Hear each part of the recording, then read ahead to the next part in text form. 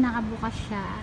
Pinatay ko na po siya, nakabukas yung bintana, yung panoramic. Ngayon, i-close ko po siya. Yan, pipindutin ko lang po to.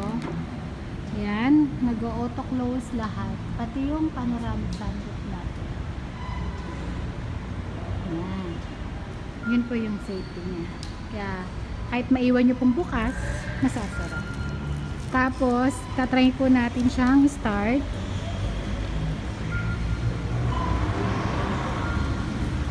Tatry po natin siyang start gamit yung susi.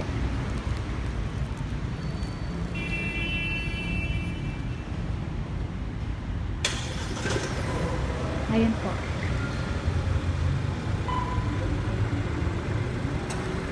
Yan, papatayin ulit natin. Yan, ganun lang po.